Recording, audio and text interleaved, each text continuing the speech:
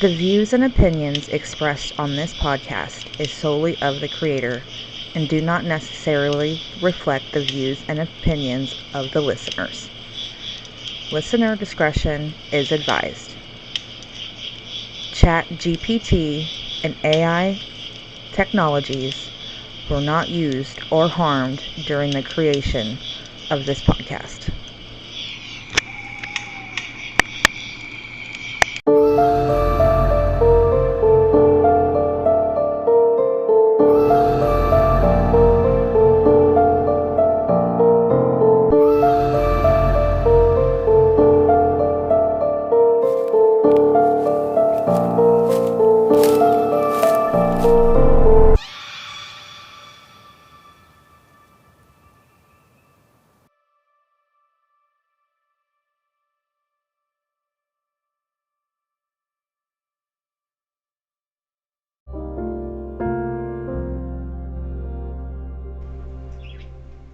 Hey guys, I got Luna sitting here beside me licking her butt, and then I got Chico back there in the corner, and we're here with Luna and Chico's Clout Corner.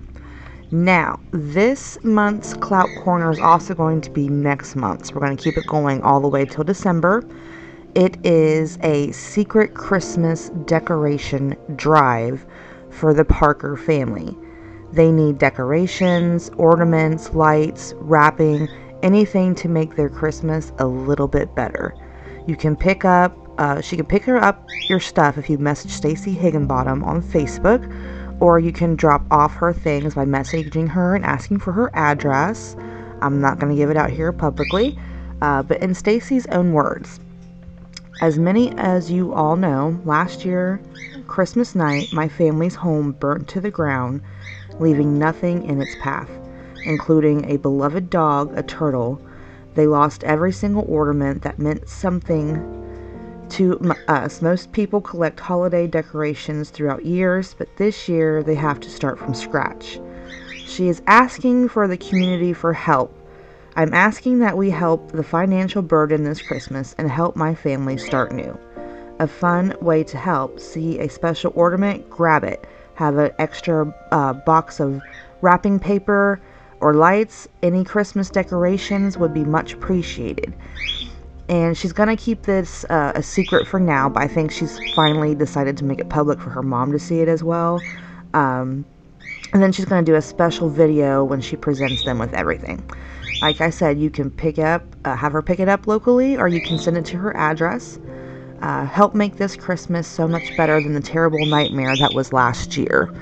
So that is for the Parker family, brought to us by Stacy Parker Higginbottom. Now search for her on Facebook and she'll give you more details on the situation. Now back to the show.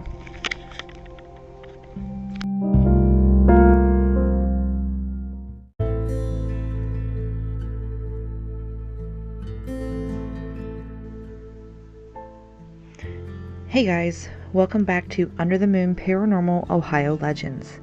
This is the Thanksgiving weekend of 2023. I hope you all had a wonderful Thanksgiving dinner with your families and friends and loved ones all around. So we're going to talk a little bit about the full moon that's happening on November 27th. Alright, so this full moon, called the Beaver Moon, is kind of a fiery one. You may notice the feeling that something wants to control your emotions. This can manifest in someone telling you how to feel, as well as you not feeling hurt. Since Saturn is in a boundary-free Pisces, you may need to set better limitations with someone who doesn't realize they're making you uncomfortable. Mars rules this full moon, and so does Gemini, so it's a mixture of emotions. Therefore, when these do oppose one another, there are often fighting and opposition that can sometimes apply to relationships and manifest in opposite views. The Mars and Sagittarius person will feel like they are morally justified in their actions, while the Moon and Gemini person may not be taking things too seriously and just trying to have fun. Unfortunately, this will only anger the Mars person more, then gaining emotions often run high after Thanksgiving, so this might not be entirely unexpected. So, why is it called the Beaver Moon, you say? According to the Farmer's Almanac, the Beaver Moon origins from early Native American tribes and was adopted into the cultural lexicon sometime in the late 1700s. The almanac has been around since 1792. The Farmer's Almanac also lists other historic names, including the Digging Moon, the Deer Rutting Moon, the Whitefish Moon, the Frost Moon, and the Freezing Moon. Given the stark temperature drop that will hit New York over this past weekend, the name Freezing Moon resonates most with most people, but much like the full cold moon of last December. On a final note of this 2023's November full moon, whatever your holiday plans, whether they're with family, friends, a treasured pet, or even a solitary day of self-reflection, gratitude, and cooking, please be gentle and kind to yourself. And no matter what anyone says, remember that it is okay to not spend these holidays with people you don't want to invite over or go see. Seriously, even the stars agree. Saturn in Pisces wants to teach us how to establish and maintain boundaries, and not in a mean way, but in a loving and compassionate way. Please be safe and well, and keep stargazing. Okay, everybody, so that's a little info about November's full moon.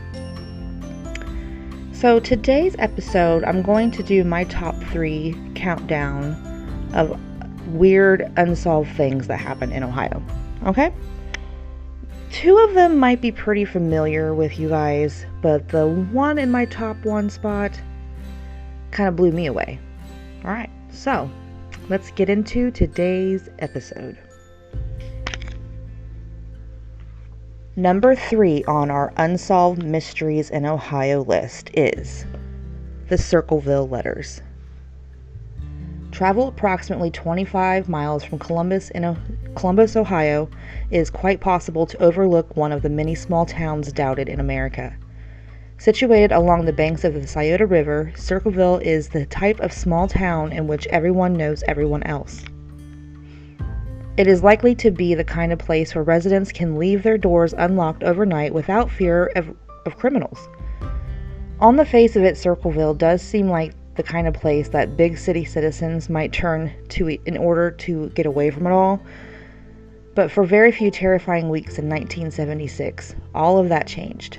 Someone began a campaign of terror against the entire town of Circleville with some strange letters. The letters contained threats of violence and personal information that in some cases only the recipients were aware of. Many of these letters were hatefully written with vulgarisms and lewd artwork. None of the Circleville letters had any return addresses, and all appeared to come from somewhere within Columbus. Every single letter was written in the same distinct style, block letters, and might have been an attempt to cover up the author's personal handwriting. Even though many of the town's 14,000 inhabitants were targeted, one woman was seemingly singled out for some severe or harsh treatment. Mary Gillespie drove a school bus for a living, and among the initial targets were the volatile author. In addition to revealing disturbing facts such as her home being under surveillance by the author, and that she was married and a mother, the letter also contained an allegation that Gillespie was having an affair with the superintendent of the school.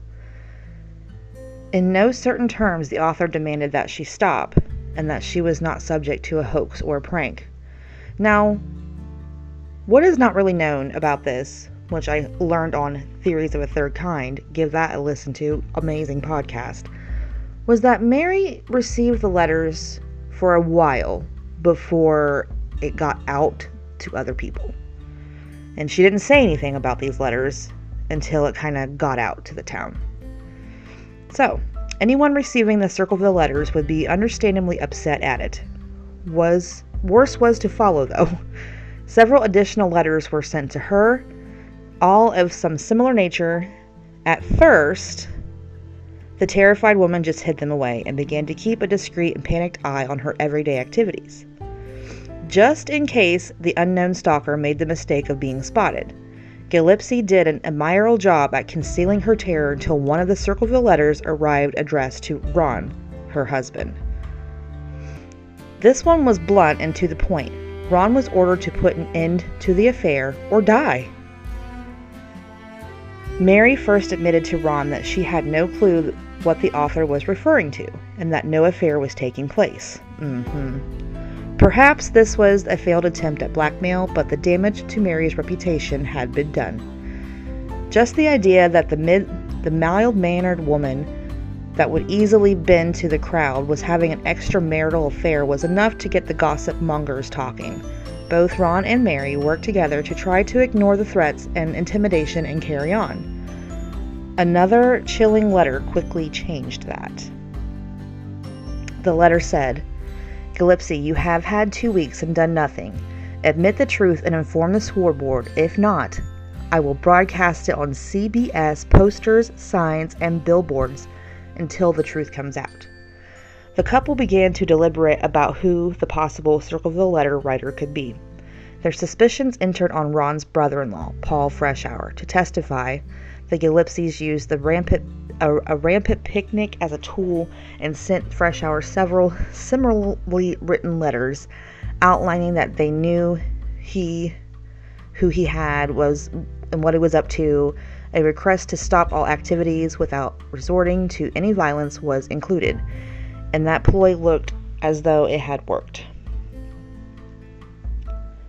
While the Gillespies could not be certain that Freshour was responsible for their torment, they had at least considered that it was over. Maybe, maybe not. August 19th, 1977 began just like any other day. Whatever had plagued them before was just a bad memory, and things had returned to normal. When the phone rang that day, it was treated as just another phone call. Ron answered. Mary never did find out what was said or who had made the call, but it was assumed to be the phantom author, and he was back with a bang. Ron, of course, lost his temper, grabbed his pistol, and left the house. At an intersection close to where they lived, Ron's vehicle struck a tree and killed Ron Gillespie. If the caller was indeed the letter writer, then he or she had clearly carried out the threat on Ron's life. When the police investigated the crash, they discovered that Ron's gun had been fired once. Detectives could not find no reason or excuse for Ron to have fired at all, whether it was deliberate or not. The crash happened moments after Ron drove away, and no shot was reported. The crash was ruled to be a genuine accident, even though strange facts emerged. A post-mortem examination recorded that Ron's blood alcohol level was 1.5 times the legal limit. Those that knew Ron best all confirmed that he was a total buzzkill. He did not drink. The sheriff was once said to have admitted that there was more to the crash than met the eye, but later denied those accusations. And the phantom letter writer began to get in contact with several residents, almost begging for a more thorough investigation to be conducted. It was almost as if the author wasn't satisfied with the accident conclusion. The Circleville letters began once more, as well as Mary Gillespie and her immediate family. Elected officials were also targeted. The threats were vulgar in nature. Of a prose was the same as it had been before. The hostility shown to Mary proved to be too much for her to bear any longer. She admitted to the affair taking place, but insisted that it only began after the first letter had been delivered, which I think is a lie. When Freshour was accused of being the Circleville letter writer, he definitely denied it.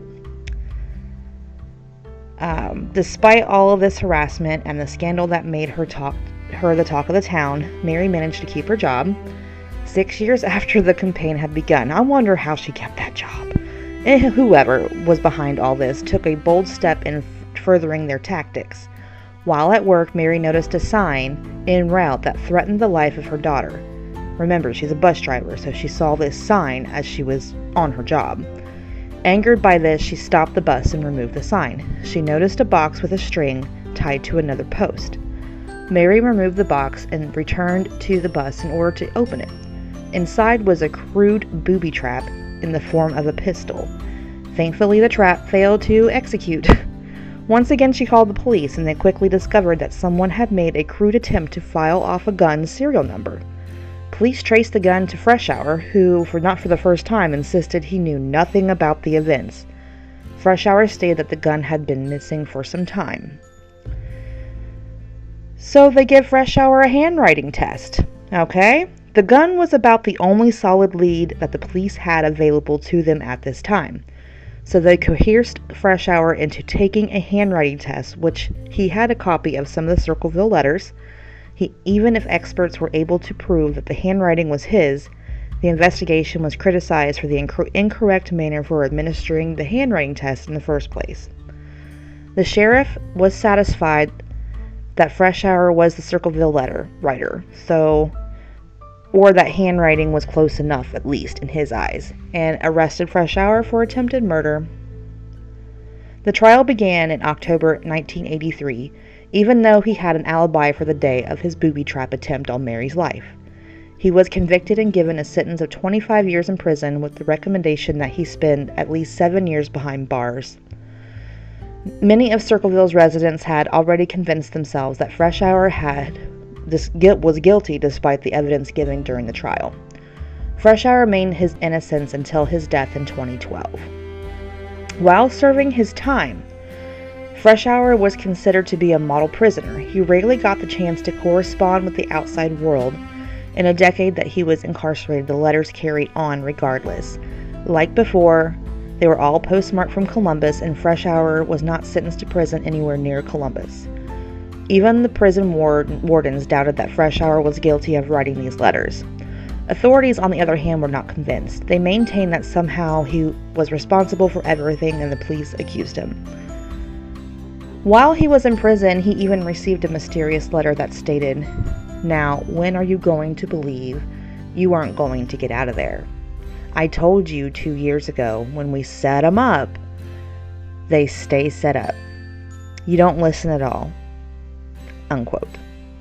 6 months after Freshour's release, TV show Unsolved Mysteries aired a segment on Circleville letters.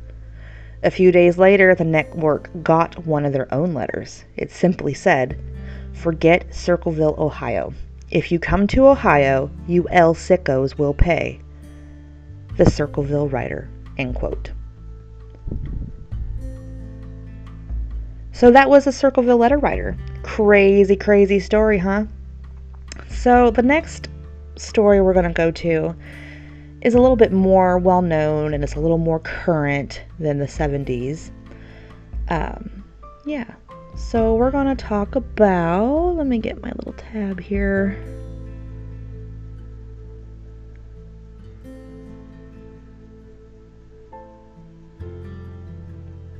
The Chillicothe Six. The chilling disappearance and murder of 6 women in rural Ohio. So they have a well-known documentary on, I believe it's Hulu, about the Vanishing Women of Ohio. I think that's what it's called, the Vanishing Women of Ohio. Okay. Over the course of 14 months between the spring of 2014 and the summer of 2015, several women disappeared from the area around Chillicothe, Ohio. 4 were later found dead, in some cases with signs that they were victims of violence. 2 were never seen or heard from again. Of the 6 cases later dubbed the Chillicothe Six, only the last victim ever received justice. Her murderer was convicted and sent away for life. However, he was never tied to any of the other 5 disappearances, and those cases remain unsolved to this day. In a larger sense, the killings shone a light on the problems in rural communities at that time. Ross County, like other rural Ohio counties, was suffering under the weight of addiction crisis, and many women, including at least some of the Chillicothe Six, turned to sex work as a result. That cycle of addiction and illegal sex work provided a killer with an ample supply of victims, and an environment in which they were seemingly able to get away with murder. The first of the women to disappear from Chillicothe was Charlotte Trago. According to Cleveland.com, Trago had connections to sex work and suffered from a heroin addiction. The mother of two disappeared in May 2014, and her whereabouts remain a mystery as of June 19, 2022. The next victim was Tamika Lynch, a friend of Trago's. She was reported missing on May 3, 2014, and her body was found 3 weeks later by kayakers by Bainbridge, Ohio, in Ross County. An autopsy determined that she likely died of a drug overdose, although it's inconclusive. According to the HuffPost, her family was not convinced that there wasn't foul play involved in her death. The next victim, Wanda Lemons, disappeared in November 2014. According to an October 2020 Facebook post, she was still missing at that time. The next victim is Shasta Himlurich, disappeared on Christmas Day in 2014. A few days later, her body was found in the icy Scioto River. Her death was ruled a suicide, and her family members believe she was murdered. About Shasta, she had actually told her family that earlier that day that she was pregnant and overcoming addiction because she was pregnant. So even though her body was found, it's ruled a suicide. They said that they found her shoes on the bridge, and it's just very mysterious. Okay.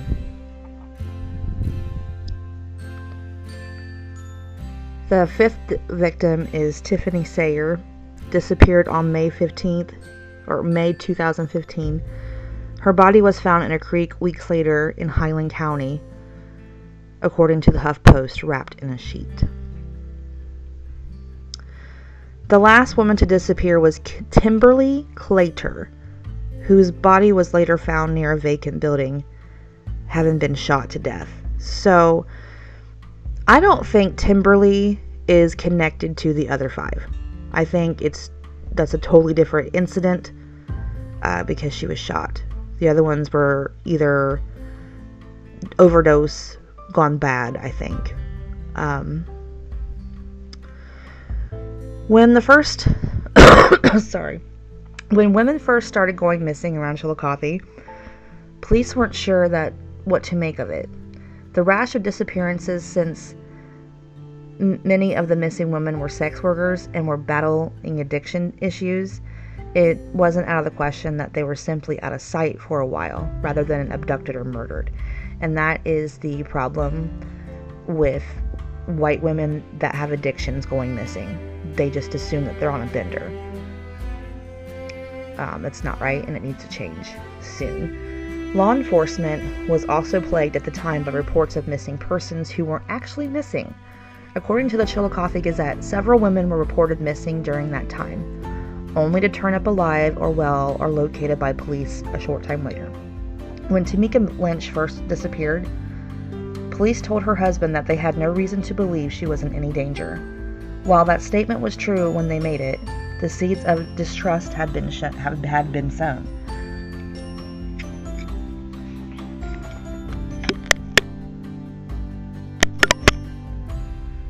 The seeds of distrust had been sown. When Tamika's body was later found, clothed only in a pair of socks, that's pretty sad. She had no clothes on, but socks. So that's different than being shot. 5 years later, in 2019, the murders and disappearances of the 6 women remained unsolved, except for one. The Chillicothe Police Chief, Keith Washburn, was compelled to admit his department had done everything they could. This is probably the most extensive investigation ever in this county, he said. The disappearance of the Chillicothe 6 took place within a larger context. The area of women that disappeared from was plagued with addiction, which sparked sex work, and which many believed invited human trafficking. According to a June 2015 Cleveland.com report, which was updated in 2019 following the arrest of a suspect in one of the murders, town leaders were convinced that drugs may have played a role in the crimes. I think people migrated here from larger Ohio cities and brought drug epidemic with them, said a local pastor. "We are plagued with evil in this town," said another clergyman. Police were also not sure whether the disappearances were that the work of a single serial killer or a sex trafficking operation preying on vulnerable women was operating in the city. Meanwhile, many of the women knew each other and were known to do drugs or sex work together, possibly lending credence to the idea that sex trafficking was an issue in the disappearances. If you or anyone you know is struggling with addiction issues, help is available. Please visit the Substance Abuse and Mental Health Hotlines. The National Help Hotline is 1-800-662-HELP 4357. In July of 2015, WLWT reported a grand jury formally indicted Jason McCrary with the murder in connection to the death of Kimberly Claytor, the last of the Chillicothe women to disappear and the only one of those four whose bodies were ever found. Weeks earlier, passerbys had found Clayton's body next to an abandoned building nearby in a town. She had been shot in the head 3 times. Prosecutors alleged that McCrary, a convicted sex offender, along with his accomplice, Ernest Moore III, lured Claytor into their vehicle in order to have sex and use drugs. Then, when Claytor smoked the last of McCrary's crack cocaine, he murdered her. The Ross County Common Pleas Court had said this via the Columbus Dispatch, okay? So I'm going to add this little link there. "You essentially killed a woman because she dared to smoke the last bit of your crack cocaine." McCrary, however, insisted throughout his trial that it was his accomplice who fired the fatal shots, and that he was never going to get a fair trial due to the media attention surrounding his case. McCrary died in 2022 at the age of 44 while in prison at the Warren Correctional Institution. Wow. So, though a jury did not buy Jason McCrary's claim that his accomplice, Ernest Moore III, or Dollar Bill as some sources call him, actually killed Kimberly Claytor, Moore did not fully escape the long arm of the law. In September 2015, Moore turned himself in after a nationwide warrant for his arrest was issued. At the time, he was suspected to be the torture of a man who purposely owed a drug debt, so he had a warrant out anyway. However, the newspaper also reported that at the time that the police believed Moore might have had information about the other 5 missing women of Chillicothe, how or why authorities had that suspicion was not made clear. Moore, for his part, appears to not have revealed any useful information, and the cases remain unsolved to this day.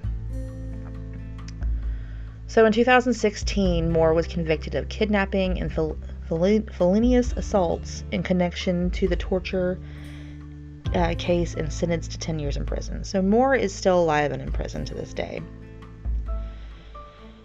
Alright, so in 2015, a woman identified the media as Heather shot and killed a 45-year-old Neil Falls at her home in Charleston, West Virginia. The killing was considered self-defense. Falls broke into Heather's home with a gun and attempted to strangle her. After his death, police found suspicious items and materials in his car, such as handcuffs, bleach, a bulletproof vest, and a shovel. There was also a list of 10 other women on this person. Falls was later named the suspect in a series of killings across 3 different states. While he had no criminal record, the materials of his car appeared linked to bodies found near his old home in Las Vegas. Given how the case in West Virginia is so close to Ohio, Falls became the person of interest in the investigation of the dead and missing women from Chillicothe. Despite the absence of any concrete link, according to the Chillicothe Gazette, investigators from West Virginia contacted local officials as part of a look into potential connections. but as of 2023, Falls has not been linked to any of the Chillicothe deaths and disappearances. Wow. So it's looking like Timberly is different than the other 5, in my opinion. The missing and dead women in Chillicothe has attracted attention from many true crime people, such as podcasters like myself. So with many questions surrounding the disappearances of unanswered, the cases are ripe for speculation. And a lot of people have speculated. Trust me, a lot of us have. The Chillicothe 6 have been suspected of 2 docuseries as well as an episode of True Crime Chronicles podcast. Investigation Discovery produced The Vanishing Women in 2016, a 6-part series detailing each woman and the investigations into the disappearances or deaths. The following year, Spike TV aired the 8-part series Gone, The Forgotten Women of Ohio. The title was chosen based on the perceived lack of justice shown to the missing women. So there's a lot of stuff going on with these missing women. So I'm going to add this link because they have like all different kinds of modern day serial killers that it could possibly be. But I think it was sex trafficking or, their addiction succumbed them and then it kind of just went a bad way because they were sex trafficking. Sex workers, whatever you want to call it. It's terrible. Absolutely terrible. Okay. So my top mystery in Ohio is this Twinsburg John Doe. This is actually part of the DNA Doe project. He's been a John Doe since 1982. His body was found in Twinsburg, Ohio. And we're going to read a little bit about it.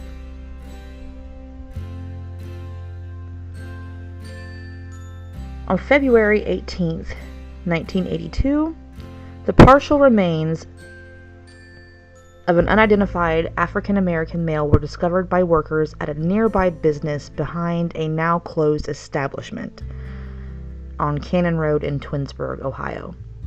They initially found a skull, but later, about 40 to 50 feet away, was a garbage bag of bones.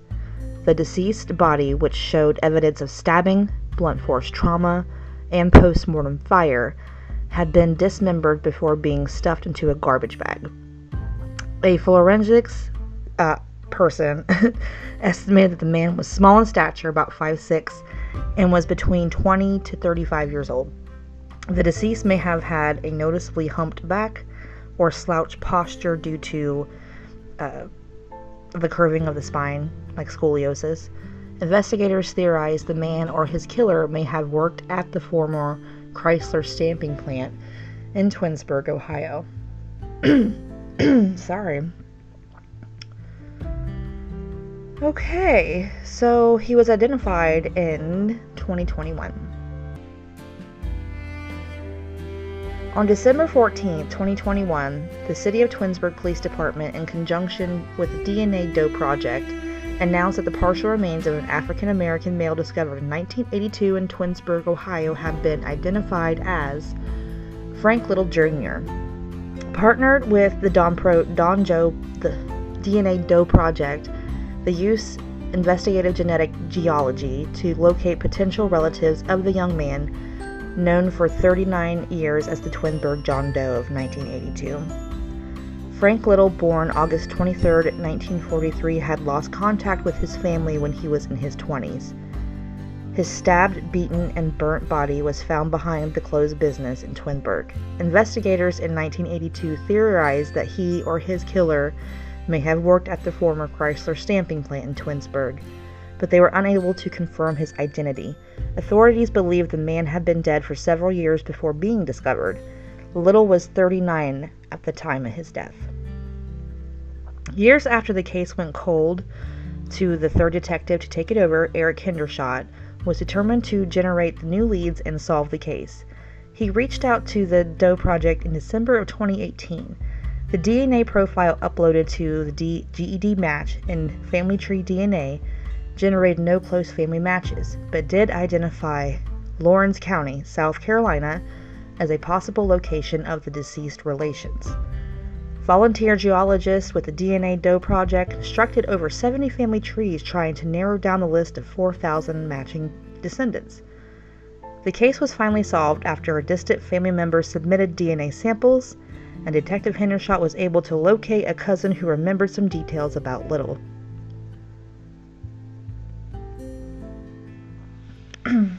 It was a particular pleasure to co-lead this case with Detective Hendershot from the Twinsburg Police Department. Our tight-knit research group synergized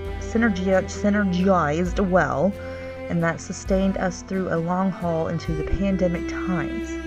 Right out of the gate, the top two matches known paternally, eventually we were able to use to tease out important family groups that intersected with the Twinsburg John Doe.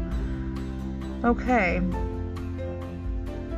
So this page basically just talks about the investigation of the Twinsburg John Doe. Now, what I want to share with you is Frankie was a guitarist and songwriter in the very early OJs, spelled O-J-A-Y-S. He came with us when we first ventured out of Cleveland and traveled to Los Angeles. But he was also in love with a woman in Cleveland, and that he missed her so much that he soon returned back to Cleveland after a short amount of time. That was in the mid-60s, and we had not heard from him after that. Even though this sounds like a tragic ending, we wish his family and friends closure to what appears to be a very sad story. So he was a former guitarist for the OJs. Now, I don't know if you know about the OJs, but they have that song called Love Train. People all over the world start a love train, love train. Yeah, that's them. They were indicted in the Rock and Roll Hall of Fame, and they didn't even know what happened to this guy. Like, this was just a recent discovery that who he was. So I'm going to add in this Reddit feed about the Twinsburg John Doe, because it has some updates and stuff. But yeah, he was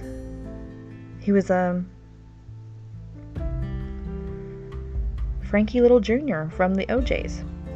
That's who he was. And that kind of just blew my mind, because it's like, wow, you know?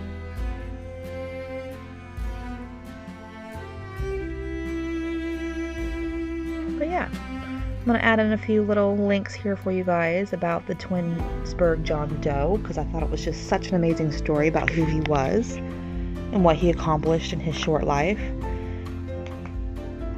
But yeah, so that's my top 3 Ohio Unsolved Mysteries. And I hope you guys enjoyed my top 3 list.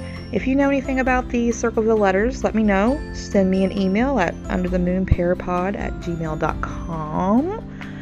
If you guys have your own spooky story and you want to have me read it on the podcast, also send me an email at underthemoonparapod@gmail.com. Because I don't have any stories, because I've been so busy with Thanksgiving. I hope you guys had a great Thanksgiving, and I hope the holidays aren't too much of a pain in the ass for you this year. Hope you don't have to buy so much crap for your families. Just be with your family. Make, giving groceries or food a part of normal gift giving, right? Who needs more crap? But yeah.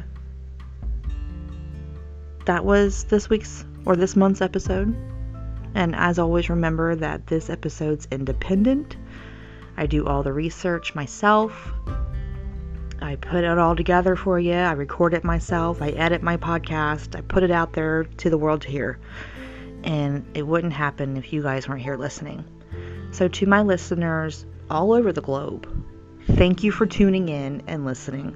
And I'll be back next month for another installment of Under the Moon Paranormal Ohio Legends. Stay spooky, my friends.